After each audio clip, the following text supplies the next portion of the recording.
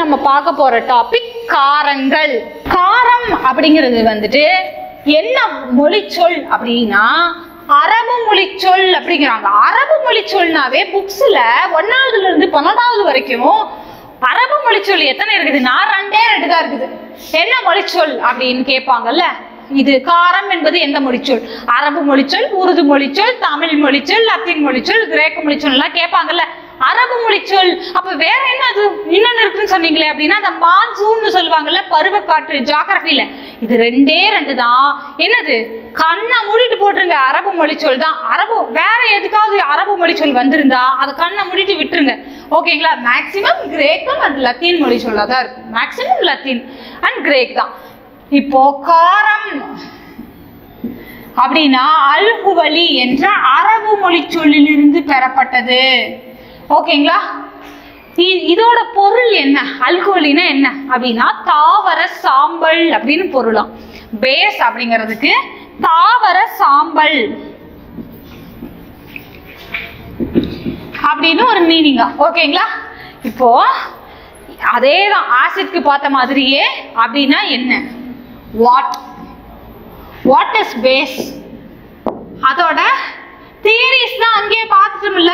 அது என்ன தியரின்னு பார்த்தோம்? அமிலக்கார தியரி தானே பார்த்தோம். ஆசிட் பேஸ் தியரிஸ், அமிலக்கார கொள்கைகளை தான் 4 பார்த்தோம். ஸோ இது பார்த்தாச்சு. இப்போ பார்க்க வேண்டியது வாட் இஸ் பேஸ், அப்புறம் அதோட டைப்ஸ். டைப்ஸ் அதே தான், சிமிலர், அதே மாதிரி தான் இருக்க போகுது. அப்புறம் ப்ராப்பர்ட்டிஸ், பண்புகள் அதே மாதிரி. கெமிக்கல் அண்ட் பிசிக்கல் ப்ராப்பர்ட்டிஸ் இருக்கும். இயற்பியல் மற்றும் வேதியியல் பண்புகள் பார்க்க போறோம். அதுக்கப்புறம் யூசஸ், பயன்கள் பார்க்க போறோம். ஓகேங்களா? அவ்வளவுதான், பேஸ் முடிஞ்சிச்சு. இதே மாதிரி சால்ட்டுக்கு பார்த்தோம்னா அவ்வளவுதான், சால்ட்டும் முடிஞ்சிச்சு. சால்ட்டுக்கு இவ்வளவு கூட பார்க்க தேவையில்லை. சால்ட்டுக்கு தியரி கிடையாது, டைப்ஸ் இருக்கு. டைப்ஸ் இருக்கு, பண்புகள் அண்ட் யூசஸ் இருக்கு. ஓகேங்களா? இப்போ பேஸ் அதான் நம்ம பார்த்தோம்ல. பேஸ் அப்படிங்கிறது என்ன பண்ணணும்? நீரில் ஹைட்ராக்சைடு அயனியை தரணும். ஹைட்ராக்சைடு அயனியை வழங்கக்கூடியவை பேஸ். அப்புறம் ஹைட்ரஜன் அக்செப்டாரா? அக்செப்டார். அதனாலதான் என்னது? அம்மோனியா காரம். அதே அப்புறம் உலோக ஆக்சைடுகள் என்னதான்? காரம் தானே. CaO காரம்னு பார்த்தோமா? அக்கார்டிங் டு லக்ஸ்பிளாட் இது வந்து உலோக ஆக்சைடுகள் காரம். இது யாரோட கொள்கை? இது கேட்பாங்க. இது மாதிரி கொடுத்துட்டு யாரோட கொள்கை? இது லாரி பிரான்ஸ்டட் சொன்னாரா? இது அர்கீனியஸ் சொன்னாரா? சோ இது அர்கீனியஸ் தியரி படி இது காரம்.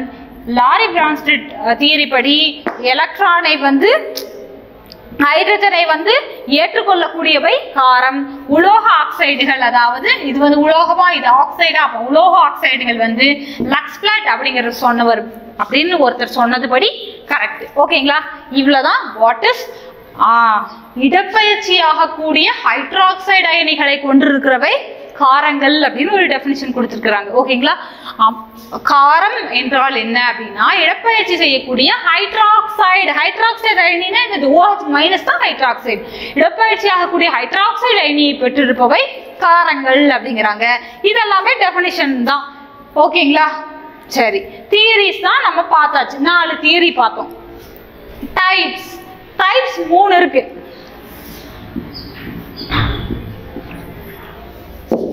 என்னென்ன டைப்ஸ் அப்படின்னா அதே மாதிரி தான். அயனைசேஷன், அயனியாதலின் அடிப்படையில். அதுக்கப்புறம் அசிடிட்டி, அமிலத்துவத்தின் அடிப்படையில். கான்சன்ட்ரேஷன், செறிவின் அடிப்படையில். ஓகேங்களா? அயனியாதலின் அடிப்படையில், அமிலத்துவத்தின் அடிப்படையில். அமிலத்துக்கு காரத்துவம் பார்த்தோமா? அதே மாதிரி காரத்துக்கும் அமிலத்துவம் வச்சு சொல்லுவோம். ஓகேங்களா? அயனைசேஷனை வச்சு என்ன சொல்லுவோம்? 2 சொல்லுவோமா? ஸ்ட்ராங் வீக்னு சொல்லுவோமா? Strong base, weak base. ஸ்ட்ராங்னா என்னது? முழுவதும் அயனி உருவவை. நீரில் முழுவதும் அயனி உறும். முழுவதும் அயனியுறும். எடுத்துக்காட்டு NaOH, KOH, இதெல்லாமே ஸ்ட்ராங் அல்கலி அப்படின்னு சொல்லுவாங்க.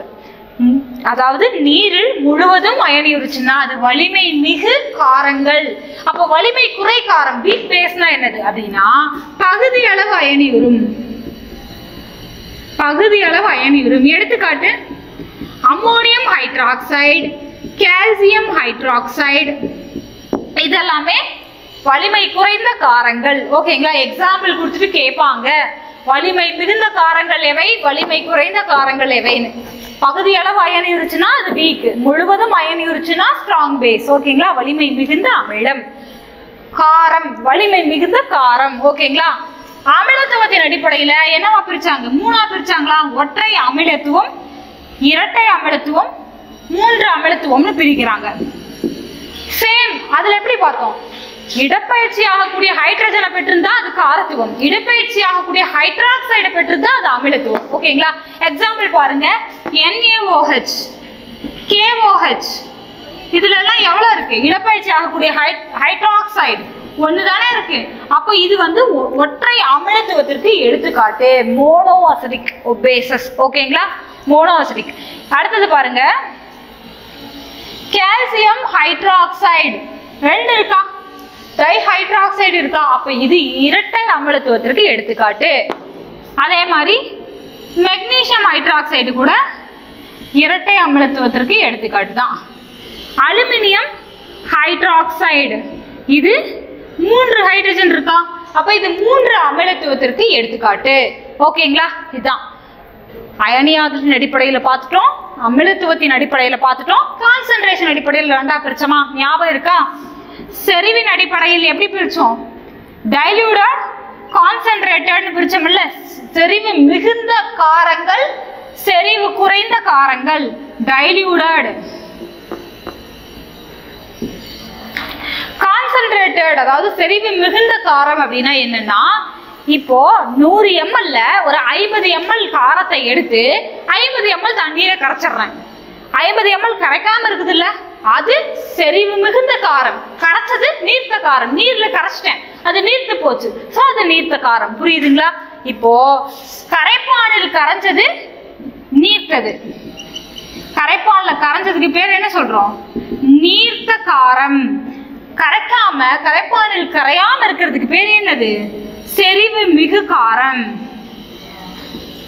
அவ்வளவுதான், டைப்ஸ் முடிஞ்சிருச்சு. ஓகேங்களா? அதுக்கப்புறம் ப்ராப்பர்ட்டிஸ், பண்புகள். பண்புகள் பார்க்கிறோம். பிசிக்கல் அண்ட் கெமிக்கல் ப்ராப்பர்ட்டிஸ், இயற்பியல் மற்றும் வேதியியல் பண்புகள். நம்ம பார்த்த மாதிரியே தான். இது என்ன சுவையுடையது அப்படின்னா, இது வந்து கசப்பு சுவையுடையது. அமிலம் எப்படி? புளிப்பு சுவையுடையது. காரம்னா கார சுவையுடைய, காரமா இருக்கும்லாம் கிடையாது. இது வந்து கசப்பு சுவையுடையது. ஓகேங்களா? காரம் வந்து எப்படி இருக்கும் அப்படின்னா, லிக்விடு, சாலிடு, இது மாதிரிலாம் சொல்றோம்ல, அது மாதிரி சொல்லும் போது இது எப்படி இருக்கும் அப்படின்னா, ஒரு வளவளப்பானது. சோப்பு இருக்குல்ல, சோப்பெல்லாம் காரம் தானே. சோடியம் ஹைட்ராக்சைடு, பொட்டாசியம் ஹைட்ராக்சைடு, இதெல்லாம் சேர்ந்தது தானே சோப்பு. ஸோ அது எப்படி இருக்கு? வளவளப்பா இருக்குல்ல. எக்ஸாக்ட்லி அப்படிதான் இருக்கும். காரங்கள் எல்லாமே வளவளப்பு தன்மையுடையது, வளவளப்பா இருக்கும். மின்சாரத்தை கடத்துமா அப்படின்னா, மின்சாரத்தை இதுவும் நன்கு கடத்தும். உங்களுக்கு கொஸ்டின் கொடுத்துட்டு மின்சாரத்தை கடத்துவது எது? அமிலம், காரம், உப்புகள் அனைத்தும் கொடுத்துருந்தாங்கன்னா என்ன எழுதுவீங்க? அனைத்தும் தான், எல்லாமே மின்சாரத்தை கடத்தும். ஓகேங்களா? மின்சாரத்தை கடத்தும், மின்சாரத்தை கடத்தும். ஓகேங்களா? சரி, அதுக்கப்புறம் கெமிக்கல் ப்ராப்பர்ட்டிஸ், வேதியியல் பண்புகள் 2 இருக்குது. நம்ம ஆல்ரெடி பார்த்ததுதான். அமிலமும் காரமும் சேர்ந்து என்ன தரும்? உப்பு. அமிலமும் காரமும் உப்பு தருமா?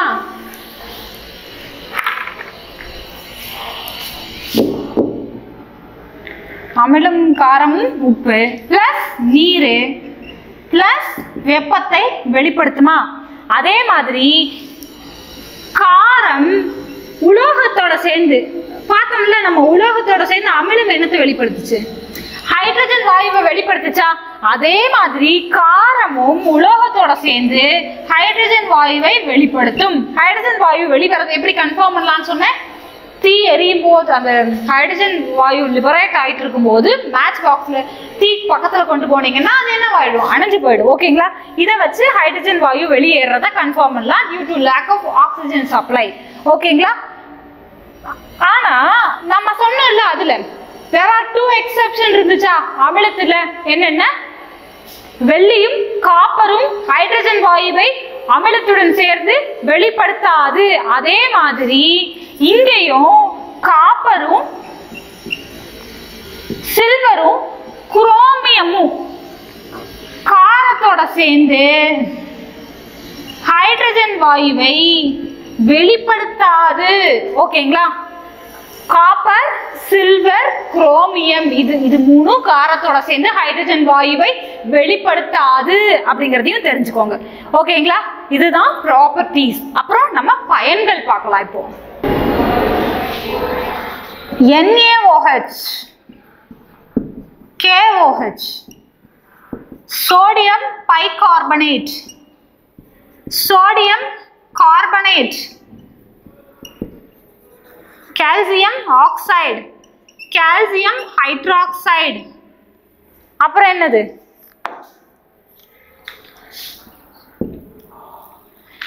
Ammonium hydroxide, magnesium hydroxide.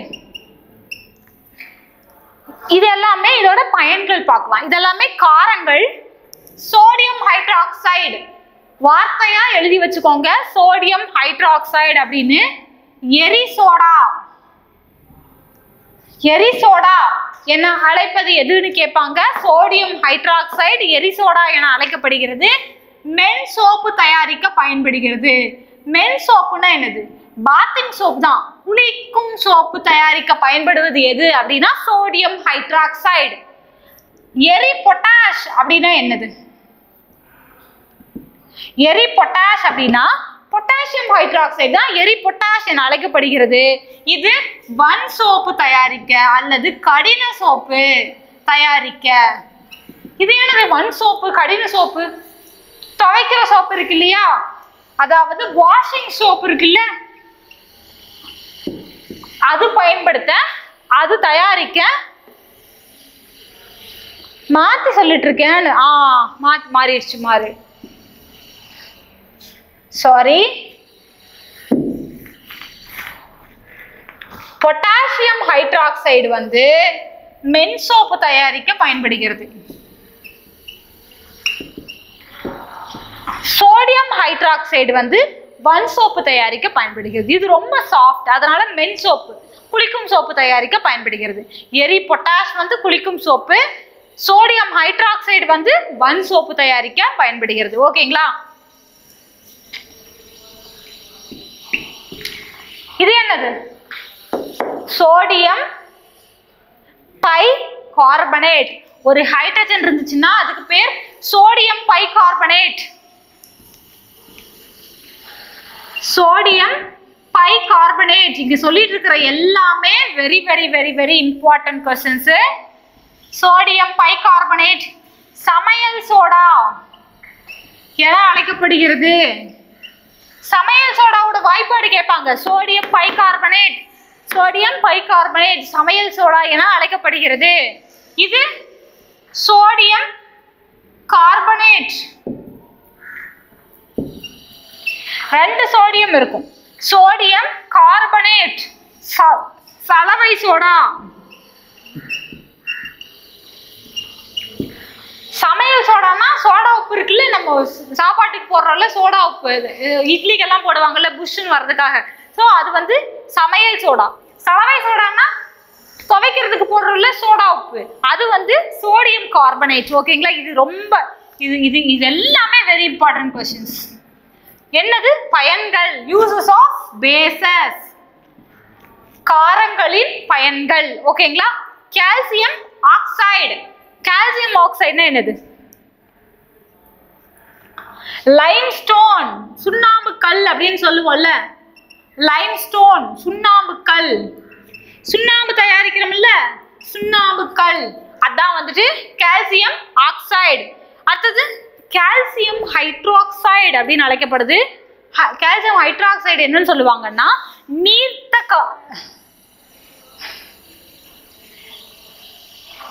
சுண்ணாம்பு அப்படின்னு சொல்லுவாங்க. நீர்த்த சுண்ணாம்பு, கால்சியம் ஹைட்ராக்சைடு நீர்த்த சுண்ணாம்புன்னு சொல்லுவாங்க. இது என்ன தயாரிக்கப்படுகிறதுனா சுண்ணாம்பு. அதாவது கிராமத்துல எல்லாம் பாத்தீங்கன்னா சுண்ணாம்பு இருக்குல்ல, சுண்ணாம்பு அடிச்சு வச்சிருப்பாங்க. வீட்டுக்கு பெயிண்ட்டுக்கு பதிலாக சுண்ணாம்பு பூசி வச்சிருப்பாங்க. இது கூட பண்ணுவாங்க. சுண்ணாம்பு கரக்கடோ கட்டுவாங்க, வீட்டுக்கு வந்து சுண்ணாம்பு அடிச்சு வச்சிருப்பாங்க பெயிண்ட்டுக்கு பதிலாக. அது அடிக்கிறதுக்கு இந்த கால்சியம் ஹைட்ராக்சைடு தான் பயன்படுது. ஓகேங்களா, இந்த வீட்டில் வந்துட்டு அந்த பெயிண்ட்டுக்கு பதிலாக பயன்படுத்துறது சுண்ணாம்பு பூசி வச்சிருப்பாங்க. அதுக்கு வந்து இந்த கால்சியம் ஹைட்ராக்சைடு வந்து பயன்படுது. ஓகேங்களா, நீர்த்த சுண்ணாம்பு என அழைக்கப்படுகிறது. Ammonium hydroxide. அடுத்தது அம்மோனியம் ஹைட்ராக்சைடு. ஏழாவது என்னது?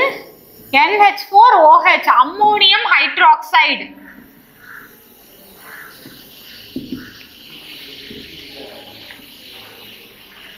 அம்மோனியம் ஹைட்ராக்சைடு எங்க பயன்படுது அப்படின்னா ஜன்னல் கரைகளை, அதாவது ஜன்னலை வந்து தூய்மையாக்குறதுக்கு. இப்ப ஜன்னல்ல புள்ளி புள்ளியா டாட் டாட்டா இருக்கு.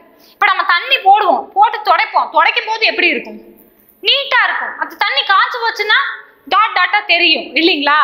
அத அம்மோனியம் ஹைட்ராக்சைடு போட்டு தொடச்சோம்னா தண்ணி போட்டு துடைக்கிறப்ப எப்படி கிளீனா இருக்கோ அதே மாதிரி காய்ச்சதுக்கு அப்புறமும் கிளீனா இருக்கும். ஓகேங்களா, அதுதான் வந்து அம்மோனியம் ஹைட்ராக்சைடு அங்க வந்து பயன்படுது. ஓகேங்களா, எதுக்கு? ஜன்னல் கரைகளை நீக்க அம்மோனியம் ஹைட்ராக்சைடு பயன்படுகிறது.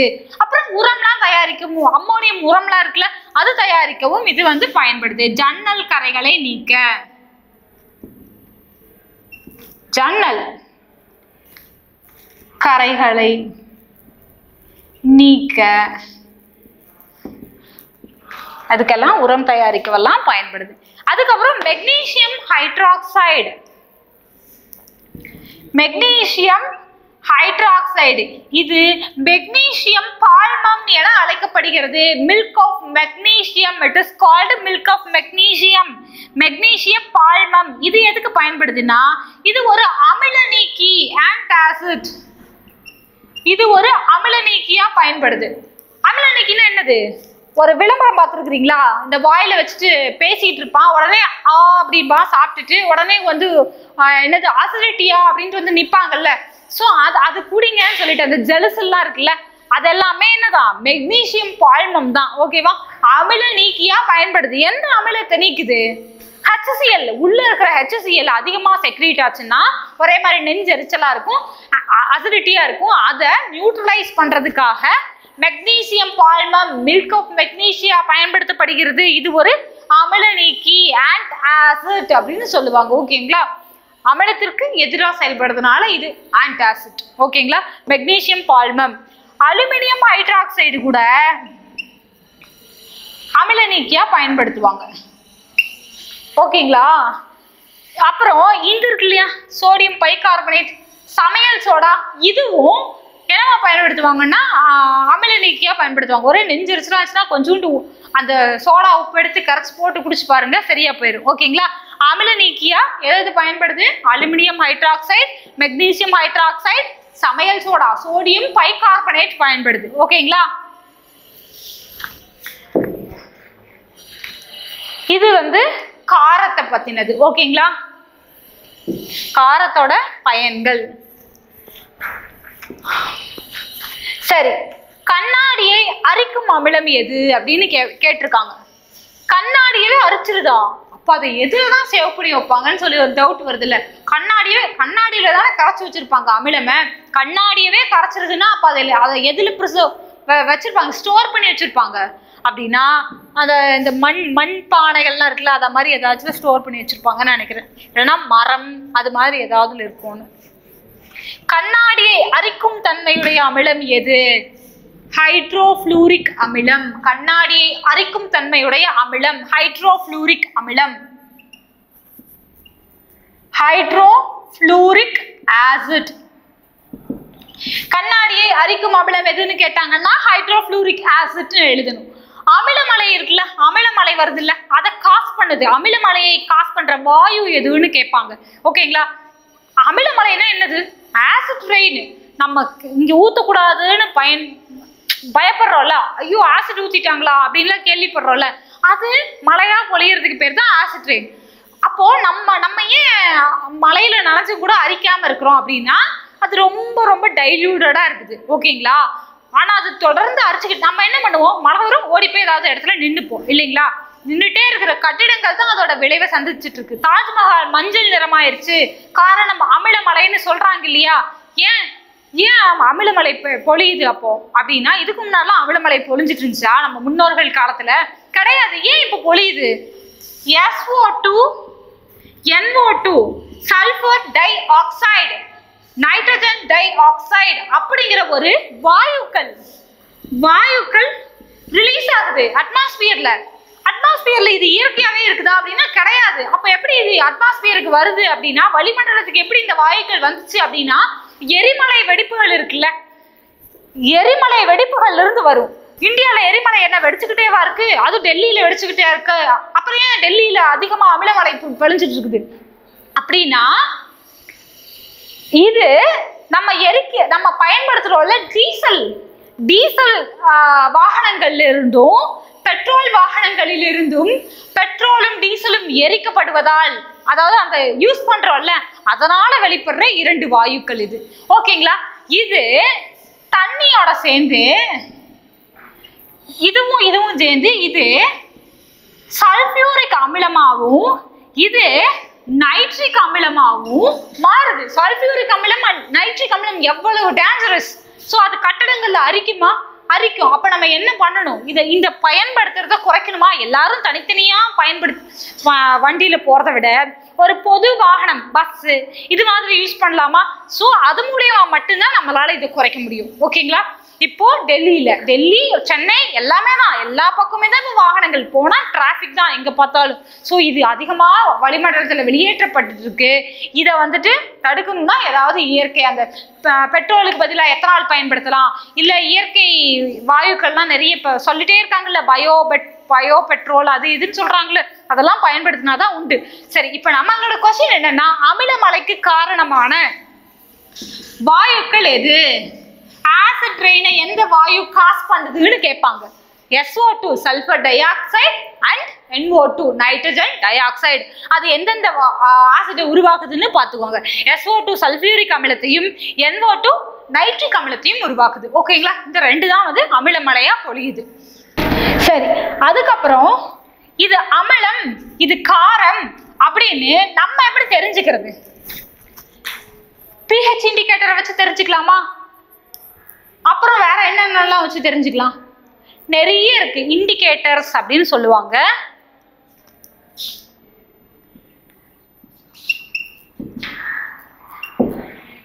இண்டிகேட்டர்ஸ் அப்படின்னு சொல்லுவாங்க, அதாவது நிறங்காட்டிகள்.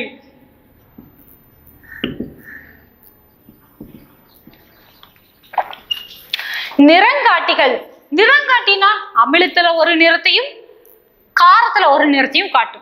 எல்லா அமிலத்திலையும் அது ஒரு நிறத்தை தான் காட்டும், எல்லா காரத்திலையும் அது ஒரு நிறத்தை தான் காட்டும். அதை வச்சு நம்ம என்ன கண்டிக்கலாம்? இந்த நிறம்னா அமிலம் தான், எப்பவுமே அதே நிறத்தை தான் காட்டும் அமிலம்னா. ஓகேங்களா? எப்பவுமே காரம்னா ஒரு நிறத்தை தான் காட்டும். அதனாலதான் இதை நிறங்காட்டிகள் அப்படிங்கிறோம். இப்போ ஆசிட்டா பேஸானு தெரிஞ்சுக்கிறதுக்காக நம்ம யூஸ் பண்றது என்னது? இண்டிகேட்டர்ஸ். ஓகேங்களா? அது 2 இருக்கு, natural indicators and artificial indicators அப்படின்னு சொல்றாங்க. நேச்சுரல் இண்டிகேட்டர்ஸ் இயற்கை நிறங்காட்டிகள் அண்ட் செயற்கை நிறங்காட்டிகள். இயற்கை நிறங்காட்டிகள்னா என்னென்ன? இயற்கையா எது நிறத்தை காட்டுது? இந்த பக்கம் எழுதலாம், அமிலம் காரம். ஓகேங்களா? இப்போ மஞ்சள் எடுத்துக்கலாம். மஞ்சள் அமிலத்துல என்ன, இது ஒண்ணு தெரிஞ்சுக்கோங்க, அது என்ன நிறமா இருக்குதோ அமிலத்துல நிறம் மாறாது. மஞ்சள் கலர்லயே தான் இருக்கும். புரியுதுங்களா? எல்லாமே அமிலத்துல அதோட நிறம் மாறாம இருக்கும். காரத்துல மட்டும்தான் என்ன வேணும்? நிறம் மாறும். ஓகேங்களா? இப்ப மஞ்சள் இதுல என்ன நிறமா தான் இருக்கும்னா மஞ்சள் நிறமா தான் இருக்கும், எல்லோவா தான் இருக்கும். இதுல என்ன நிறமா மாறும்? ரெட், சிவப்பு நிறமா மாறும். மஞ்சள் பேஸ்ல சிவப்பு நிறமா மாறும். இது எங்க நம்ம யூஸ் பண்ணிக்கிட்டு இருக்கிறோம்? புது பொண்ணு மாப்பிள்ள வந்துட்டாங்க, ஆரத்தி கரைங்கன்னு சொல்லுவாங்களா? ஆரத்தி கரைக்கிறதுக்கு சகப்பு இல்லைன்னா என்ன பண்ணுவாங்கன்னு தெரியுமா? மஞ்சள் எடுத்துட்டு சோப்புல கொஞ்சம் போட்டு கரைச்சிருவாங்க. சோப்பு தண்ணியில மஞ்சளை போட்டாங்கன்னா ரெட் கலர் ஆயிடும். ஏன்? சோப்பு என்னது? நம்ம பார்த்தோம்ல, NaOH, KOH. என்னன்னு பார்த்தோம்? பேஸ்ன்னு பார்த்தோமா? ஏன் அதுல ஹெச் இருக்குல்ல, ஹைட்ராக்சைடு தொகுதி இருக்கிறதுனால இது அது என்னது? பேஸா? அப்போ பேஸ் கூட மஞ்சளை சேர்க்கும் போது நம்மளுக்கு என்ன கலர் கிடைச்சிருது? ரெட் கலர் ஆரத்தி கிடைச்சிருதா? ஸோ அதான் நம்ம என்ன சொல்றது, நான் சொன்னேன்ல, அது மெக்கானிசமோ சயின்டிபிக் ரீசனோ நம்மளுக்கு தெரியாது, முன்னோர்களுக்கு தெரியாது. பட் அதை யூஸ் பண்ணிட்டு இருக்கிறாங்க. ஓகேங்களா? அதான் தமிழர்கள்னு சொல்றது. ஸோ எல்லோ அண்ட் ரெட் நல்லா ஞாபகம் வச்சுக்கோங்க. இது ரொம்ப ரொம்ப முக்கியம். Acid, base. இண்டிகேட்டர்ஸ் செம்பருத்தி பூ. செம்பருத்தி பூ இருக்கு இல்லையா, அது இப்போ ரெட் கலர் செம்பருத்தி பூ எடுத்துக்கிறேன்னு வச்சுக்கோங்க, சரி பிங்க் கலர் செம்பருத்தி பூ எடுத்துக்கிறேன்னு வச்சுக்கோங்க. இதுல எப்படிதான் இருக்கும்? பிங்க் கலரே தான் இருக்கும். பேஸ்ல பச்சை நிறமா மாறிடும். ஓகேங்களா? இது இயற்கை, நேச்சுரல் இண்டிகேட்டர்ஸ் பார்த்துட்டு இருக்கோம். நேச்சுரல். செம்பருத்தி பூ காரத்துல பச்சை நிறமா மாறிடும். ஓகேங்களா? நீங்க செம்பருத்தி பூ எடுத்துக்கோங்க, சோப்பு தண்ணியில போடுங்க, பச்சை கலர் மாறும். அமிலத்துல போடுங்க, அதே கலர் தான் இருக்கும். ஓகேங்களா? பீட்ரூட். பீட்ரூட் என்ன கலர்ல இருக்கும்? இளஞ்சிவப்பா இருக்குமா? பிங்க் அல்லது ரெட் கலரா இருக்குமா? பீட்ரூட் அதே பேஸ்ல மஞ்சள் நிறமா மாறிடும். மஞ்சள் எல்லோவா மாறிடும். ஓகேங்களா? பீட்ரூட் அமிலத்துல பிங்க் கலரும் காரத்துல மஞ்சள் நிறமா மாறிடும். ரொம்ப பாருங்க எவ்வளோ ஒரு டிஃபரன்ஸ் ஆகுதுன்னு பாருங்க. அதுக்கப்புறம் லிட்மஸ் தாள் கேள்விப்பட்டிருக்கீங்களா? Litmus paper. ஆசிடா பேசான்னு பாக்குறதுக்கு லேபார்டரியில ஒரு பேப்பர் வச்சிருப்பாங்களே, சிவப்பா மாறுச்சுன்னா அது அமிலம், நீலமா மாறுச்சுன்னா அது காரம். சின்ன வயசுலயே சொல்லி கொடுத்துருப்பாங்களே. லிட்மஸ் அப்படின்னு அது வந்து ஒரு லைக்கன் அப்படிங்கிற ஒரு தாவரத்துல இருந்து எடுக்கப்பட்டது. அது ஒரு கூட்டு தாவரம். ஓகேங்களா? லைக்கன் அப்படிங்கிற ஒரு கூட்டு தாவரத்துல இருந்து தயாரிக்கப்பட்டது. வந்து அந்த தாவரத்தோட சாறிலிருந்து தயாரிக்கப்பட்டது இந்த லிட்மஸ் பேப்பர். அது ரெட் கலரா இருந்துச்சுன்னா அமிலம், ப்ளூ கலரா இருந்துச்சுன்னா அது காரம். ஓகேங்களா? ஓகே. அதுக்கப்புறம் முட்டைக்கோஸ். சிவப்பு முட்டைக்கோஸ் கேள்விப்பட்டிருக்கீங்களா? உங்க ஊர்ல இருக்கா சிவப்பு முட்டைக்கோஸ்? எங்க ஊர்ல எல்லாம் இருக்கு. சிவப்பு முட்டைக்கோஸ் இருக்குல்ல, சிவப்பு முட்டைக்கோஸ் வந்து அமிலத்துல அப்படியே தான் இருக்கும், சிவப்பாவே தான் இருக்கும். காரத்துல கிரீனா மாறிடும், பச்சையா மாறிடும். காரத்துல சிவப்பு முட்டைக்கோஸ் பச்சை நிறமா மாற்றம் அடையும், அமிலத்துல மாற்றம் அடையாது. இப்போ மேக்சிமம் பாருங்க, அமிலத்துல அது எப்படி இருந்துச்சோ அப்படியே இருக்கிறது தான் என்னது? அமிலம். அதோட இயல்பு மாறி வந்துச்சுன்னா அது காரம். ஓகேங்களா? இதை வச்சு நீங்க கண்டுபிடிச்சிருவீங்களா? இது very very very very important question. இதிலிருந்து ஒரு கேள்விகள் இடம்பெறலாம். ஓகேங்களா? அதுக்கப்புறம் வாங்க செயற்கை, ஆர்டிபிஷியல் இண்டிகேட்டர்ஸ். ஆர்டிபிஷியல் இண்டிகேட்டர்ஸ்னா என்னது? நம்ம லெபார்டரியில யூஸ் பண்றதான ஆர்டிபிஷியல். நம்ம என்னது? நம்மளா தயாரிச்சது. இதெல்லாம் பாருங்க இயற்கையான பொருள்களா? இயற்கையான பொருள்கள் இல்லாத நம்மளா தயாரிச்சுக்கிட்டோம்னா அதுக்கு பேர் என்னது? ஆர்டிபிஷியல். ஃபினாப்தலின் கேள்விப்பட்டிருக்கீங்களா? Phenolphthalein.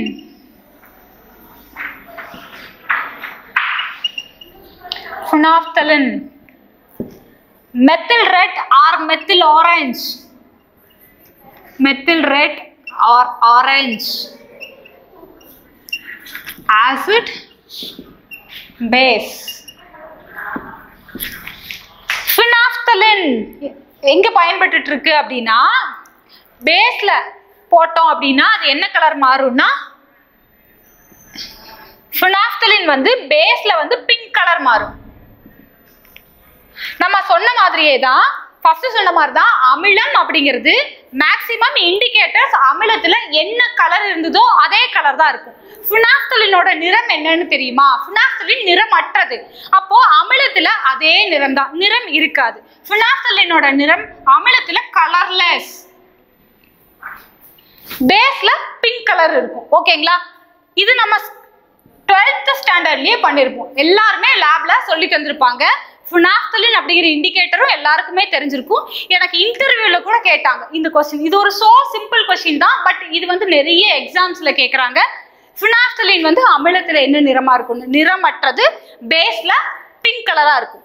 Methyl red or methyl orange, அமிலத்துல என்ன நிறமா இருக்கும்? இதோட நிறம் மாறுமா? மாறாது. இது இருக்கிற கலரே தான் அப்படியே இருக்கும் அமிலத்துல. ஆனா பேஸ்ல இது எல்லோ கலரா சேஞ்ச் ஆயிடும். ஓகேங்களா? இதெல்லாமே இது ரெண்டுக்கும் டிஃபரன்ஸ் என்னன்னா, இது வந்து வீக் ஆசிட்ஸ்ல யூஸ் பண்றது, இது ரொம்ப ஸ்ட்ராங் ஆசிட்ஸ்ல யூஸ் பண்றது. ஓகேங்களா? அவ்வளவுதான். அது ஒன்றும் கேட்க மாட்டாங்க. இப்ப இண்டிகேட்டர்ஸ் அப்படின்னா நம்ம அது அமிலமா அல்லது காரமானு தெரிஞ்சுக்கிறதுக்காக யூஸ் பண்றதுதான் இண்டிகேட்டர்ஸ். அது நேச்சுரல் இயற்கை இண்டிகேட்டர்ஸ் இருக்கு, செயற்கை இண்டிகேட்டர்ஸ் ஆர்டிபிஷியல் இருக்கு. இயற்கையானது இதுதான். மஞ்சள், செம்பருத்தி, பீட்ரூட், லிட்மஸ் அப்படிங்கிறது ஒரு லைக்கன் தாவரத்திலிருந்து எடுக்கப்படுகிறது. சிவப்பு முட்டைக்கோஸ் இதெல்லாமே இயற்கை. செயற்கை அப்படிங்கிறது இது ரெண்டு தான் எக்ஸாம் பாயிண்ட் ஆஃப் வியூல. ஓகேங்களா? அதுக்கப்புறம் பிஹெச் பேப்பர் பார்த்துருக்கீங்களா? பிஹெச் பேப்பரை வச்சுட்டு சொல்லுவாங்க. ஓகேங்களா? அப்ப அந்த பிஹெச் பேப்பரை வச்சு சொல்றது, நீர் அப்படின்னா நடுநிலையானது, அதோட பிஹெச் 7 அப்படின்னு கேள்விப்பட்டிருக்கிறீங்களா? அப்ப அமிலமோட பிஹெச் வந்து 7க்கு குறைவா இருக்கும், காரம் வந்து 7க்கு அதிகமா இருக்கும் அப்படின்லாம் சொல்லுவாங்க. கேள்விப்பட்டிருக்கிறீங்களா? பிஹெச் அப்படின்னா ஹைட்ரஜன் அயனிகளின் செறிவு. இப்போ ஒரு சொல்யூஷன் இருக்கு அப்படின்னா பிஹெச் செக் பண்ணுங்க அப்படின்னா அதோட அர்த்தம் என்னன்னா ஹைட்ரஜன் அயனிகளின் செறிவு எவ்வளவு இருக்கு, அதுதான் பிஹெச். ஓகேங்களா? இப்போ அது யாரு கண்டுபிடிச்சாங்க அப்படின்னு ஒரு வாட்டி கொஸ்டின் கேட்டிருந்தாங்க. சாரன்சன் அப்படிங்கிற ஒரு சயின்டிஸ்ட் தான் அதை கண்டுபிடிச்சாரு. ஓகேங்களா? பொட்டான்ஸ் அப்படின்னு சொல்லுவாங்க. ஹைட்ரஜன் அயனிகளின் செறிவு, the concentration of the hydrogen அப்படின்னு சொல்லுவாங்க. சாரன்சன் அப்படிங்கிற ஒரு அறிவியலாளர் தான் இதை வந்து கண்டுபிடிச்சாரு. ஓகேங்களா? இப்போ என்ன சொல்லியிருக்கிறாரு அவர் அப்படின்னா 7, 0, 14 அப்படின்னு பிக்ஸ் பண்ணிருக்காரு. 0 to 7 அப்படின்னு இருக்கிறது எல்லாமே அமிலங்கள் அப்படின்னு சொல்றாரு. அப்போ 7 அப்படிங்கிறது நியூட்ரல், நடுநிலையானது அப்படின்னு சொல்றாரு. 7 to 14 வரைக்கும் இருக்கிறது பேஸ் அப்படின்னு சொல்றாரு. இத கால்குலேட் பண்றதுக்கு ஒரு ஃபார்முலா இருக்கு நமக்கு.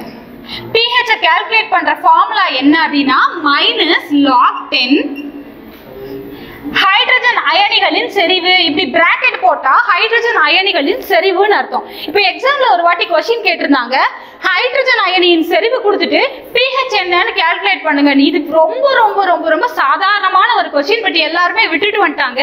என்ன கொடுத்திருந்தாங்க அப்படின்னா H+ ஓட வேல்யூ என்னன்னா 0.001 ன்னு கொடுத்துட்டாங்க. இந்த ஃபார்முலா வச்சு ஈஸியா நம்ம கால்குலேட் பண்ணிடலாம். pH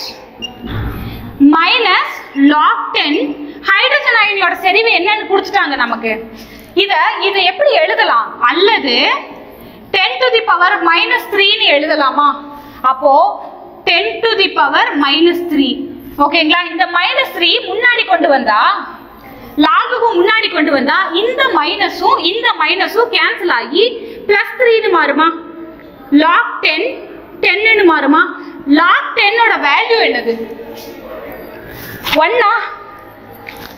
அப்போ 3 into 1 என்னது? 3. அப்போ pH என்னது? 3 தான். இது வந்து ஒரு ரொம்ப சிம்பிளான क्वेश्चन.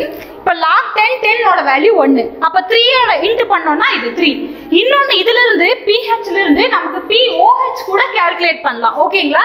இப்போ pH ஐயும் pOH ஐயும் கூட்டினா அது நமக்கு 14க்கு ஈக்குவலா வரணும்னு ஒரு இது கூட ஒரு क्वेश्चन. pH ஐயும் pOH ஐயும் கூட்டினா 11 12 13 14 ஆப்ஷன் கேட்டுருவாங்க. இப்போ நமக்கு என்ன வரணும்னா 14. ஓகேங்களா? இப்போ क्वेश्चन என்ன கேக்குறாங்க அப்படின்னா pOH வந்து ஒரு pOH ஓட மதிப்பு 3 ன்னு கொடுக்குறாங்க. pH என்னன்னு கேட்டா நம்மளால கால்குலேட் பண்ண முடியுமா முடியாதா? கண்டிப்பா முடியும். 14ல இருந்து 3 கழிச்சா pH 11. அவ்வளவுதான். இவ்வளவுதான் கொஸ்டின். ரொம்ப ரொம்ப ரொம்ப சாதாரணமா தான் கொஸ்டின்ஸ் எல்லாமே எக்ஸாம்ல இடம் பெறுது. ஓகேங்களா? இது வந்து pH இண்டிகேட்டர்ஸ் வச்சுட்டு நம்ம சொல்றோம். இது நோட் பண்ணிக்கோங்க. இதே கொஸ்டின் கூட ரிப்பீட் ஆகலாம். pH வந்துட்டு சிலது வந்துட்டு இதோட pH என்னன்னு கேட்பாங்க எக்ஸாம்ல. நிறைய வாட்டி ரத்தத்தின் pH என்னன்னு கேட்டிருக்காங்க. சோ இது மாதிரி எதோடது என்ன pHன்னு நம்ம பார்க்கணும். ஓகேங்களா? ரத்தத்தின் pH அளவு, பிளட்டோட pH என்னன்னு பார்க்கணும். உமிழ் நீர் இருக்குல்ல, நம்மளோட உமிழ் நீரோட pH பார்க்கணும். HCl ஓட pH கேட்டிருக்காங்க. NaOH ஓட pH கேட்டிருக்காங்க. அம்மோனியாவோட pH கேட்டிருக்காங்க. மெக்னீசியம் பால்மம் இருக்குல்ல, நம்ம ஆசிட்டை நியூட்ரலைஸ் பண்றதுக்காக குடிக்கிறோம்ல, மில்க் ஆஃப் மெக்னீசியா, இதோட pH எல்லாமே கேட்டிருக்காங்க. இதெல்லாமே நம்ம தெரிஞ்சு வச்சுக்கணும். பிளட் இருக்குல்ல, அதோட pH எப்படி இருக்கும்னா 7.35 to 7.45ல இருக்கும். ஓகேங்களா? இதே மாதிரி உமிழ் நீர் இருக்குல்ல, நம்ம சலைவாவோட pH 6.5 to 7.5குள்ள இருக்கும். ஓகேங்களா? HCl ஓட pH 1 இருக்கும். சம்டைம்ஸ் டைல்யூட் கூட ஆகும். அம்மோனியா 14 இருக்கும். அப்ப பாருங்க, இது நல்ல ஸ்ட்ராங்கா இருக்கா 1, இது பாருங்க ரொம்ப ஸ்ட்ராங்கா 14ல இருக்கு. அம்மோனியா வந்து 12, மில்க் ஆஃப் மெக்னீசியா வந்து 10. இதெல்லாம் வந்துட்டு pH நம்ம கொஞ்சம் தெரிஞ்சுக்க வேண்டியது. pH வந்து ஸ்கின்ல 5.5க்கு கீழே குறைஞ்சிச்சு அப்படின்னா ஸ்கின் கேன்சர் வரும், ஸ்கின் டிசீஸ் வரும் அப்படின்னு சொல்லியிருக்காங்க. ஸ்கின் டிசீஸ் எல்லாமே நமக்கு வந்துட்டு வரலாம் அப்படின்னு சொல்றாங்க. ஓகேங்களா? அப்புறம் இன்னும் குறைஞ்சிச்சு அப்படின்னா அந்த எனாமல்ஸ் இருக்குல்ல, நம்ம எனாமல்ஸ் பல்லு இருக்கிறதுலயே உடல்லயே மிக ஸ்ட்ராங்கானது எது அப்படின்னு பார்த்தா அந்த எனாமல் தான் சொல்லுவாங்க. அந்த எனாமல் எல்லாமே அரிச்சிடும். ஓகேங்களா? அந்த அசிடிட்டி. அப்போ இது வந்துட்டு எதுக்கும் கீழே குறையக்கூடாது. 5.5க்கு கீழே குறைஞ்சா ஸ்கின் கேன்சரு இது மாதிரி சில டிசீஸ் எல்லாமே வரும் அப்படின்னு சொல்றாங்க. ஓகேங்களா? அதிகமும் ஆகக்கூடாது, குறையவும் கூடாது. ஏன்னா அளவுக்கு மீறினால் அமிர்தம் கூட நெஞ்சுங்கிறாங்க. அப்ப இதெல்லாமே ஆல்ரெடி இதெல்லாமே கூட அப்ப நெஞ்சு தானே. ஓகேங்களா? புரியுதா? சரி, அதுக்கப்புறம் நம்ம பார்க்க போறது உப்புகள். ஓகேங்களா? உப்புகள். உப்புனா என்னது? நம்ம சாப்பாட்டுல போட்டு சாப்பிடுற உப்பா? ஆமா, அதுவும் உப்பு தான். ஓகேங்களா? உப்புனா எல்லாமே உப்பு தான். இப்போ உப்புகளை 4 வகையா பிரிக்கிறாங்க. என்னன்னா எளிய உப்பு, அதாவது சிம்பிள் சால்ட், அப்புறம் அமில உப்பு, அசிடிக் சால்ட்,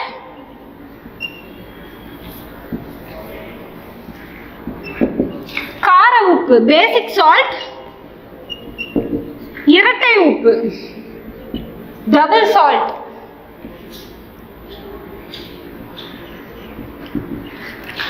எளிய உப்பு, அமில உப்பு, கார உப்பு, இரட்டை உப்பு. எளிய உப்புனா என்னது? சாதாரண உப்பு, நம்ம சாப்பிடுறோம்ல சாதாரண உப்பு, அதான் எளிய உப்பு. NaCl, KCl, sodium chloride, potassium chloride, இதெல்லாமே சாதாரண உப்புகள். ஓகேங்களா? அமில உப்பு அப்படின்னா என்ன, கார உப்பு என்னன்னு பார்க்கலாம். அமில உப்புன்னா என்னன்னா அதுல ஒரு ஹைட்ரஜனாவது இருந்துச்சுன்னா அது அமில உப்புன்னு சொல்றாங்க. அப்போ ஒரு ஹைட்ராக்சைடாவது இருந்துச்சுன்னா அதை கார உப்புன்னு சொல்றாங்க. ஓகேங்களா? டபுள் சால்ட் அப்படின்னா 2 உப்புகள் சேர்ந்து இருந்துச்சுன்னா அது டபுள் சால்ட். சோ சிம்பிள், அவ்வளவுதான். சோடியம் ஹைட்ராக்சைடு, இப்போ வந்து சோடியம் பைகார்பனேட், இதுல பாருங்க ஒரு ஹைட்ரஜன் இருக்கா, அதனால இது ஒரு அமில உப்பு அப்படின்னு சொல்றாங்க. லெட் ஹைட்ராக்சைடு, அதாவது லெட் ஹைட்ராக்சைடு, இதுல ஒரு OH இருக்கா, அதனால இத கார உப்பு அப்படின்னு சொல்றாங்க. பேசிக் சால்ட் அப்படின்னு சொல்றாங்க. இரட்டை உப்புனா டபுள் சால்ட். பொட்டாஷ் ஆலம் கேள்விப்பட்டிருக்கீங்களா? பொட்டாஷ் படிகாரம் ஆலம்னு சொல்லுவாங்க.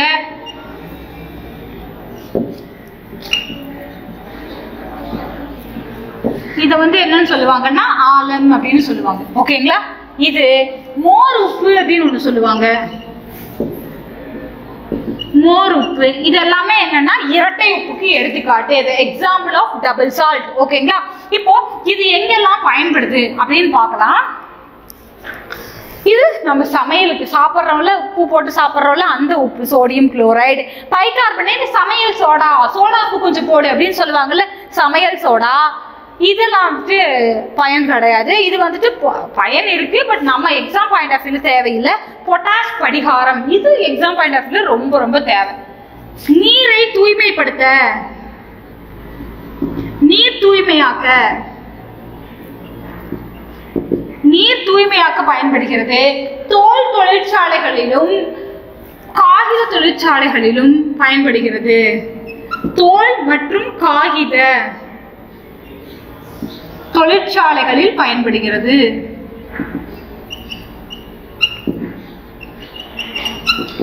தோல் மற்றும் காகித தொழிற்சாலைகளில் பயன்படுகிறது. எதுனா பொட்டாஷ் படிகாரம். அப்புறம் இது ஸ்டிப்டிக் ஏஜென்ட் அப்படின்னு சொல்லுவாங்க. குருதி தடுப்பான். குருதி தடுப்பான் அப்படின்னா என்னது அப்படின்னா, இப்போ ஏதாவது ஒரு ஆக்சிடென்ட் ஆயிருச்சு அப்படின்னா ப்ளீட் ஆகுது இல்ல பிளட், அதை வந்துட்டு தடுக்கிறதுக்கு இது பொட்டாஷ் போடுவாங்க. ஓகேங்களா? இப்போ அதாவது ஹாஸ்பிட்டல் போற வரைக்குமாவது நம்ம உயிரோட இருக்கணும் இல்ல, ஆக்சிடென்ட் ஆயிடுச்சுன்னா. இப்போ இது வந்துட்டு குருதி தடுப்பானா பயன்படுது. பொட்டாசியம் இருந்தாவே, இது வந்து பொட்டாசியம் உப்பு தான். ஓகேங்களா? பொட்டாசியம் இருந்தாவே அது என்னதான் பயன், அதோட பயன் என்னன்னா இது மாதிரி குருதி தடுப்பான் தான். நம்மளுக்கு விட்டமின் கே இல்லைன்னு வச்சுக்கோங்க, ஏதாவது விழுந்தாவோ காயம் பட்டாவோ அவ்வளவுதான், ஃபுல் ரத்தமும் வெளியே போய் நம்ம இறந்து போயிடுவோம். ஓகேங்களா? நம்ம ஹாஸ்பிட்டலுக்கு போற வரைக்காவது பிளட் அரெஸ்ட் ஆகணும் இல்ல. இது வந்து பொட்டாஷ் படிகாரம் அந்த பிளட் அரெஸ்ட் பண்ற வேலையை பாக்குது. ஓகேங்களா? சோ குருதி தடுப்பானா பயன்படுகிறது. Very important question. இது எல்லாமே நீரை தூய்மையாக்க பொட்டாஷ் ஆலம், பொட்டாஷ் படிகாரம் பயன்படுகிறது, அதுவும் முக்கியம். ஓகேங்களா? அதே மாதிரி இதோட பண்புகள் பார்க்கலாம். உப்போட பண்பு எப்படி இருக்குன்னா, இது மின்சாரத்தை கடத்தும். ஓகேங்களா? உப்பு வந்து நடுநிலையானதுன்னு சொல்லுவாங்க. ஆனா வந்து அமில உப்பும் இருக்கு, கார உப்பு இருக்கு. அதனால நடுநிலையானதுன்னு நம்மளால சொல்ல முடியாது. எளிய உப்பு வேணா நடுநிலையானதுன்னு நம்ம சொல்லிக்கலாம். இப்போ வந்து உப்போட பயன்கள் வந்து பார்க்கலாம். அதோட பயன்களை விட ஃபார்முலா கேட்பாங்க. இப்போ என்ன சொல்றது, எப்சம் உப்பு அதோட ஃபார்முலா என்ன, மூலக்கூறு வாய்ப்பாடு என்ன அப்படின்னு கேட்பாங்க. ஜிப்சம் உப்போட ஜிப்சமோட ஃபார்முலா சொல்லுங்க. பாரிஸ் சாந்தோட ஃபார்முலா என்ன, ப்ளூ விட்ரியால்னா என்ன, ஒயிட் விட்ரியால்னா என்ன, மயில் சுத்தம்னா என்ன, அதோட மூலக்கூறு வாய்ப்பாடு என்னன்னு நிறைய கொஸ்டின் இருக்கு. சோ அதுதான் வந்து உப்புகள்ல நம்ம பார்க்க போறோம். ஓகேங்களா? உப்புகளின் வாய்ப்பாடு மற்றும் பயன்கள் பார்க்க போறோம். உப்புகளோட வகைகள் பார்க்க போறோம். வகைகள் மீன்ஸ் பேர், வேற வேற என்னென்ன உப்புகள் இருக்கு அப்படின்னு பார்க்க போறோம். எப்சம், எப்சம் உப்பு இருக்கு, ஜிப்சம் இருக்கு, பாரிஸ் சாந்து அப்படின்னு ஒண்ணு இருக்கு. அதுக்கப்புறம் ப்ளூ விட்ரியால், மயில் துத்தம் அப்படின்னு ஒண்ணு இருக்கு. மயில் துத்தம், பச்சை துத்தம், வெள்ளை துத்தம், வெள்ளை துத்தம் அப்படியெல்லாம் நிறைய இருக்கு. ஒயிட் விட்ரியால், துத்தம் அப்படின்னா விட்ரியால் அப்படின்னு அர்த்தம். இது மாதிரி நிறைய நம்ம ஃபர்ஸ்ட் அப்படியே ஆர்டரா பார்த்துட்டு வருவோம். எப்சம் உப்பு அப்படின்னா மெக்னீசியம் சல்ஃபேட் 7H2O, இதான் ஃபார்முலா. மெக்னீசியம் உப்போட ஃபார்முலா என்னன்னா மெக்னீசியம் சல்ஃபேட் 7H2O அப்படிங்கிறது தான். H2O அப்படின்னு இருந்துச்சுன்னா அது என்னன்னா ஹைட்ரேட்டட் அப்படின்னு அர்த்தம். ஓகேங்களா? ஹைட்ரேட்டட், அதுல வாட்டர் இருக்கு, வாட்டர் மூலக்கூறுகள் இருக்குன்னு அர்த்தம். இது மலமிளக்கியா பயன்படுது. மலமிளக்கி அதாவது நம்மளுக்கு சரியா பாத்ரூம் போகல அப்படின்னா இது கொடுப்பாங்க டாக்டர், எப்சம் உப்பு கொடுப்பாங்க. அது நம்ம சாப்பிட்டோம் அப்படின்னா அது வந்து மலமிளக்கியா பயன்படுது. Magnesium sulphate. ஜிப்சம் அப்படின்னா என்னன்னா calcium sulphate dihydrate. Calcium sulphate dihydrate, அதோட பேர் என்னன்னா ஜிப்சம். இது எங்க பயன்படுது அப்படின்னா சிமெண்ட் கெட்டியாவதை தடுக்க. சிமெண்ட் கெட்டியாவதை தடுக்க. சிமெண்ட் எதுக்கு கெட்டியாகிறத தடுக்கணும்? சிமெண்ட் கெட்டி ஆகணுங்கிறதுக்காக தானே தண்ணி போடுவோம், நிறைய போடுவோம். சிமெண்ட் கெட்டியா இருந்தா தானே பில்டிங் ஸ்ட்ராங்கா இருக்கும், விழாது. நம்ம ஏன் அது கெட்டியாகிறத தடுக்கணும்? அது ஜிப்சம் அப்படிங்கிற ஒரு பொருள் எக்ஸ்ட்ரா யூஸ் பண்ணி சிமெண்ட் தயாரிக்கும் போது ஜிப்சமும் கொஞ்சம் ஆட் பண்ணி தான் போடுவாங்க. எதுக்காக அப்படின்னா சிமெண்ட் கெட்டியாக ஆயிடும். உடனே கெட்டி ஆகாம இப்போ 5th floor 7th floor பெரிய பெரிய ஃபாரின்ஸ்ல எல்லாம் பாத்தீங்கன்னா எவ்வளவு 75 பில்டிங்ஸ் எல்லாம் அடுக்குமாடி எல்லாம் கட்டுவாங்க. இப்போ இங்க இருந்து கீழே கலக்கி கலவை மேல போற வரைக்கும் கெட்டி ஆகாம இருக்கணும்ல. அதாவது டெம்பரவரியா அது வந்து கெட்டிப்படுதல தடுக்கணும். ஓகேங்களா? பெர்மனண்டா கெட்டி ஆகிறத தடுக்கிறது கிடையாது. அதை யூஸ் பண்ற வரைக்கும் அது கெட்டி ஆகாம இருக்கணும்ல. அதுக்காக டெம்பரவரியா கெட்டிப்படுதல தடுக்கிறதுக்கு தான் வந்துட்டு என்னது கால்சியம் சல்பேட் டைஹைட்ரேட் யூஸ் ஆகுது. ஓகேங்களா?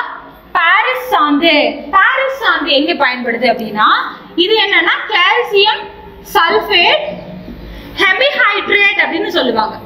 ஹெமிஹைட்ரேட் செமிஹைட்ரேட் அப்படின்னு சொல்லுவாங்க. இது எங்க பயன்படுதுன்னா சிலைகள் வார்ப்பு எலும்பு முறிவு சிகிச்சையில மாவு கட்டு போடுறாங்க இல்லையா, எலும்பு முறிவு சிகிச்சை இதுல எல்லாமே பயன்படுத்திப்பா. உனக்கு மாவு கட்டு போடணுமா இப்போ அப்படி கேட்பாங்கல்ல. அப்படின்னா என்னது, எலும்பு முறிச்சு பாரிஸ் சாந்து தான் அதுக்குள்ள ஒண்ணு இல்ல, கை ஆடாம இருக்கணும், அதுக்காக மாவு கட்டு போடுவாங்கல்ல, அது என்னன்னா இந்த பாரிஸ் சாந்து தான். ஓகேங்களா? சிலைகள்லாம் அப்படியே ஒயிட் கலர்ல சிலைகள்லாம் செஞ்சிருப்பாங்க பாத்தீங்களா. எம் குமரன் சன் ஆஃப் மகாலட்சுமியில செய்வாங்கல்ல, கூட போய் அந்த நின்று சிலையை உடைச்சிருவார்ல, அது மாதிரி சிலைகள் செய்யறதுக்கு எல்லாமே பாரிஸ் சாந்து தான் பயன்படுது. ஓகேங்களா? சிலைகள் வார்ப்பிலும் எலும்பு முறிவு சிகிச்சையிலும் பாரிஸ் சாந்து பயன்படுத்தப்படுகிறது. அப்புறம் மயில் துத்தம்னா என்ன அப்படின்னா கலர் அப்படி இருக்குதான் பாக்குறதுக்கு. அந்த மயிலோட கலர் இருக்குல்ல, ப்ளூ கிரீனிஷும் சேர்ந்தாப்புல, அது மாதிரி கலர் தான் மயில் துத்தம். Copper sulphate 5H2O pentahydrate. Copper sulphate pentahydrate தான் என்னன்னு சொல்றாங்கன்னா மயில் துத்தம். இன்னொரு பேர் இருக்கு, இதுக்கு பேர் ப்ளூ விட்ரியால். ப்ளூ விட்ரியால் என்பது என்ன அப்படின்னு கேட்பாங்க. மயில் துத்தம் இதேதான். ப்ளூ விட்ரியால் கேட்டாலும் ஃபார்முலா இதுதான், மயில் துத்தம்னு கேட்டாலும் ஃபார்முலா இதுதான். ஓகேங்களா? பச்சை துத்தம் அப்படின்னா என்னன்னு கேட்பாங்க. பச்சை துத்தம் அப்படின்னா என்னன்னா ferrous sulphate 7H2O. Ferrous sulphate 7H2O ஓட பேர் தான் பச்சை துத்தம் அப்படின்னு சொல்றாங்க. அதாவது green vitriol. It is called green vitriol. இதோட பயன்கள்லாம் சொல்லலன்னு இல்லை, இதுக்கு பயன்களே கொடுக்கல. ஓகேங்களா? இதோட பேர் தான் நம்மளுக்கு கேட்பாங்க, இல்லைன்னா ஃபார்முலா கேட்பாங்க. ஓகேங்களா? இப்போ என்ன கொஸ்டின் கேட்பாங்க அப்படின்னா ப்ளூ விட்ரியால் கொடுத்துட்டு எல்லாமே காப்பர் சல்பேட் தான் கொடுத்துருப்பாங்க. பட் வாட்டரோட அளவு மாத்தி கொடுத்துருப்பாங்க. 4, 5, 6, 7 கொடுத்துருவாங்க. 5 தான் ஆன்சர். புரியுதுங்களா? இத வாட்டரோட அளவை மாத்தி கொடுக்கலாம், மேபி ஃபார்முலாவை கூட இதுக்கு இடையில மாத்தி கொடுக்கலாம். ஓகேங்களா? மேக்ஸிமம் ஐ கெஸ் இந்த வாட்டர் தான் மாத்தி கொடுப்பாங்க. ஓகேங்களா? கிரீன் விட்ரியால்னா அயன் சல்பேட் 7H2O. ஓகேங்களா? வெள்ளை துத்தம்னா என்னது? ஜிங்க் சல்பேட் 5H2O தான் ஒயிட் விட்ரியால். வெள்ளை துத்தம் என அழைக்கப்படுவது எது? துத்தம்னா விட்ரியால் தான். ஓகேங்களா? வெள்ளை துத்தம் என அழைக்கப்படுவது எதுனா இதுதான் எப்சம் ஜிப்சம் இதெல்லாம் தான். அப்புறம் காப்பர் சல்பேட் இது என்னவா பயன்படுதுன்னா போர்டாக்ஸ் கலவை அப்படின்னு ஒண்ணுல பயன்படுது. போர்டாக்ஸ் கலவை அது என்ன? போர்டாக்ஸ் கலவை போர்டாக்ஸ் மிக்சர் அப்படின்னா அது ஒரு பூஞ்சை கொல்லி. It is used as a fungicide அப்படின்னு சொல்றாங்க. இது ஒரு fungicide, பூஞ்சை கொல்லி. fungicide இது ஒரு பூஞ்சை கொல்லி. ஓகேங்களா? போர்டாக்ஸ் கலவையில் பயன்படுத்தப்படும் உப்பு என்னன்னு கேட்பாங்க. காப்பர் சல்பேட் நீங்க எல்லாமே வார்த்தையா தான் எழுதி வைக்கணும், நாட் ஃபார்முலா. ஃபார்முலாவும் எழுதி வச்சுக்கோங்க, பட் இது மாதிரி தான் கேட்பாங்க. காப்பர் சல்பேட் இது ஃபார்முலாவும் கேட்டிருக்கிறாங்க. காப்பர் சல்பேட்டும் கால்சியம் ஹைட்ராக்சைடும் சேர்ந்து போர்டாக்ஸ் கலவையா பயன்படுது அப்படின்லாம். ஓகேங்களா? இப்போ இதுதான் உப்புகள்ல வந்துட்டு என்னென்ன இருக்கு? இரட்டை உப்பு, அமில உப்பு, எளிய உப்பு, கார உப்புன்னு இருக்கு. அதே மாதிரி இதெல்லாமே ஒரு வகையான உப்புகள் தான். ஓகேங்களா? சரி, இப்போ அமிலமா காரமானு கண்டுபிடிக்கிறதுக்கு நம்மளுக்கு என்ன இருக்கு? இண்டிகேட்டர்ஸ் இருக்கு. அப்புறம் என்ன இருக்கு? இதெல்லாம் இருக்குல்ல, நமக்கு pH எல்லாம் இருக்குல்ல. pH அளவிட வச்சு 7க்கு உள்ள இருந்துச்சுன்னா அமிலம், 7க்கு மேல இருந்துச்சுன்னா காரம். அதே மாதிரி நிறம் சேஞ்ச் ஆச்சுன்னா இது அமிலம், காரம்னு கண்டுபிடிச்சிருவோம். உப்புகளுக்கு ஏதாவது இருக்குதா? உப்பு எப்படி கண்டுபிடிக்கிறது? அதுவே நடுநிலையானதுன்னு சொல்றோம். சரி, கார உப்பு, அமில உப்பை விட்டுருங்க. நடுநிலையான உப்பை இது இந்த உப்பு தான் அப்படின்னு நம்ம எப்படி கண்டுபிடிக்கிறது அப்படின்னா, லேப்ல செஞ்சிருப்பீங்கல்ல ஸ்கூல்ல, நிறச்சோதனை அல்லது சுடர் சோதனை, ஃப்ளேம் டெஸ்ட் அப்படின்லாம் சொல்லுவாங்கல்ல. ஃப்ளேம் டெஸ்ட் ஆர் சுடர் சோதனை. சுடர்னா என்னது? தீ தானே. அப்ப தீயில ஏதோ பண்ண போறோம் தானே அர்த்தம். சுடர் சோதனை அல்லது கலர் டெஸ்ட்னு சொல்லுவாங்க. நிறச்சோதனை, நிறப்பரிசோதனை. ஓகேங்களா? நிறச்சோதனை, சுடர் சோதனை அல்லது இப்போ இது மேட்ச் தி ஃபாலோயிங்ல கொடுத்து கேட்கறதுக்கான வாய்ப்புகள் அதிகமா இருக்குது. ஓகேங்களா? இப்போ சோடியம் அயனியா இருந்துச்சு. அது வந்து இப்ப என்ன பண்ணுவாங்க அப்படின்னா, உப்பை எடுத்துக்குவோம்.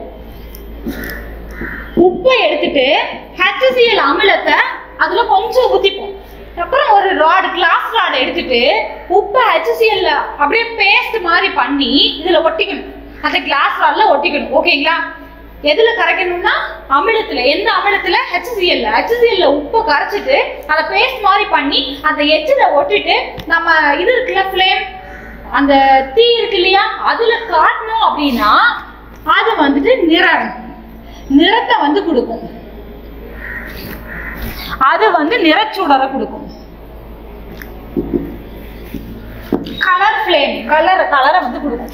அந்த கலர் என்ன கலர்ல எரியுதோ அதை வச்சு அது வந்து என்ன அயனி அதுல பிரசன்ட் ஆயிருக்கு, என்ன மெட்டல், அதுல என்ன உலோக உப்புன்னு கண்டுபிடிச்சிடலாம். ஓகேங்களா? இப்ப சோடியமா இருந்துச்சுன்னா சுடர் சோதனையில பொன்னிறமா இருக்கும். தீயே பொன்னிறம் தான் எரியும். இதுல எப்படி நான் பொன்னிறத்தை அதுல கண்டுபிடிக்கிறது அப்படின்னா, அப்படியே இருந்துச்சுன்னா அது அப்ப சோடியம். ஓகேங்களா? தீ மாதிரியே கலர் சேஞ்ச் ஆகல அப்படின்னா அது சோடியம் அயனி. அப்போ பொட்டாசியம் உப்பு ஊதா நிறத்துல எரியும். ஓகேங்களா? ஊதா நிறம், ஊதா நிறத்துல எரிஞ்சிச்சுன்னா அது பொட்டாசியம் அயனி. கால்சியம் அயனி, கால்சியம் உப்பா இருந்துச்சுன்னா, கால்சியம் உப்பு எப்படி எரியும் அப்படின்னா பிரிக் ரெட், செங்கல் சிவப்பா எரியும். பிரிக் ரெட், செங்கல் சிவப்பு. அப்படியே டார்க் கருஞ்சிவப்பா இருந்துச்சுன்னா அது கால்சியம் அயனி. ஜிங்க், ஜிங்க் 2+, ஜிங்க் அயனி எப்படி எரியும்னா பச்சை நிறமா எரியணும். பச்சை நிறமா எரியும். இப்போ இது பாருங்க, மேட்ச் தி ஃபாலோயிங்ல கூட கேட்பாங்க. இது கொடுத்துட்டு செங்கல், இது கொடுத்துட்டு மிஸ் மேட்சா கொடுத்துட்டு பொறுத்துக அப்படின்னு கேட்கறதுக்கான வாய்ப்புகள் இருக்கு. இதுதான் ஃப்ளேம் டெஸ்ட், உப்பை கண்டுபிடிக்கிறதுக்கான சோதனை. அதுக்கப்புறம் சில உப்புகளோட பயன்கள் வந்து கேட்பாங்க. சில்வர் புரோமைடு, AgBr அப்படிங்கிற உப்பு எங்க பயன்படுது அப்படின்னா புகைப்பட தொழில பயன்படுது, போட்டோகிராஃபில பயன்படுது. Used as a photography. Photography புகைப்பட தொழிலில் பயன்படும் உப்பு சில்வர் புரோமைடு, வெள்ளி புரோமைடு. ஓகேங்களா? இப்படிதான் எழுதணும், வெள்ளி புரோமைடு. புகைப்பட தொழிலில் பயன்படும் உப்பு. பொட்டாசியம் நைட்ரேட் அப்படின்னு ஒரு உப்பு இருக்குது. இதோட பேரவே கேட்டிருக்காங்க ஒரு வாட்டி எக்ஸாம்ல, குரூப் 1 எக்ஸாம்ல. பொட்டாசியம் நைட்ரேட் அப்படின்னா என்ன அப்படின்னா இந்திய வெடி உப்பு அப்படின்னு அர்த்தமா. இந்திய வெடி உப்பு. இன்னொரு பேர் சால்ட் பீட்டர் அப்படிங்கிறாங்க. Salt Peter. அப்ப சால்ட் பீட்டர்னா என்னன்னா வெடி உப்பு. வெடி உப்புன்னு கேட்டாலும் இதுதான், இந்திய வெடி உப்புன்னு கேட்டாலும் இதுதான். இந்த சால்ட் பீட்டர்னா வெடி உப்புன்னு அர்த்தமா. ஓகேங்களா? சால்ட் பீட்டர், வெடி உப்பு, இந்திய வெடி உப்பு, இது மூணு என்ன கேட்டாங்கன்னா இது என்னது? Potassium nitrate. Potassium nitrate. அப்ப சோடியம் நைட்ரேட் அப்படிங்கிறது சிலி சால்ட் பீட்டர் அப்படிங்கிறாங்க. சிலி வெடி உப்பு, சிலி சால்ட் பீட்டர் அப்படிங்கிறாங்க. ஓகேங்களா? சிலி அப்படிங்கிற வார்த்தை வந்துருச்சுனாவே அது சோடியம், சோடியம் நைட்ரேட். இது ரெண்டுமே பாருங்க வெடி வெடி வெடின்னு வருதா, அப்படின்னா எக்ஸ்ப்ளோசிவ்ல பயன்படுத்துறாங்க. அதாவது வெடிக்கும் பொருள்கள் இருக்கு இல்லையா, பட்டாசு இது மாதிரி வெடிக்கும் பொருள்கள்லாம் இருக்குல்ல, அங்க பயன்படுத்துறதுனாலதான் இது வந்துட்டு. அப்போ பட்டாசு போன்ற எக்ஸ்ப்ளோசிவ் மெட்டீரியல் தயாரிக்க, வெடிகுண்டு இது மாதிரி பட்டாசு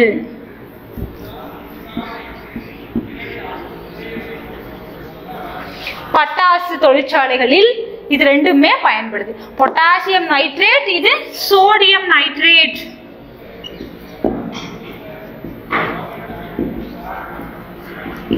ரெண்டுமே எங்க பயன்படுதுன்னா இந்த பட்டாசு தொழிற்சாலைகள்ல பயன்படுது. ஓகேங்களா? அவ்வளவுதான். இது பார்த்தாவே ரொம்ப அவ்வளவுதான். இது ரொம்ப வெரி வெரி வெரி வெரி ஈஸியான டாபிக். எல்லாரும் கட்டாயமா படிச்சிருப்பாங்க. கெமிஸ்ட்ரி படிக்க வேணாம்னு சொல்றவன் முதல்ல இந்த டாபிக் தான் படிச்சிருப்பான். அவ்வளோ ஈஸியான டாபிக். கண்டிப்பா ஒரு 3 to 4 கேள்விகள் இதுல எல்லாம் இடம்பெறும். டிஎன்பிசில எல்லாம் கட்டாயம் இது இல்லாம கொஸ்டின் பேப்பரே இருந்தது கிடையாது. ஸோ உப்புகள் கண்டிப்பா படிங்க, அமிலங்களும் காரங்களும் கூட படிச்சிருக்கணும். அப்புறம் இண்டிகேட்டர்ஸ் பத்தியும் கொஸ்டின்ஸ் வருது. நம்ம இன்னைக்கு நடத்தின எல்லாத்துல இருந்தும் கொஸ்டின்ஸ் வருது. இந்த வீடியோ பார்த்ததுக்கு அப்புறம் கண்டிப்பா நீங்க இன்னொரு வாட்டி நோட் பண்ணலன்னா கூட நோட் பண்ணி வைங்க. கண்டிப்பா உங்களுக்கு இதுல இருந்து 3 கேள்விகள் கட்டாயம் இடம்பெறும். ஓகேங்களா? ஈஸியா தான் இருக்கும். எக்ஸாம் அட்டென்ட் பண்ணுங்க. தேங்க்யூ.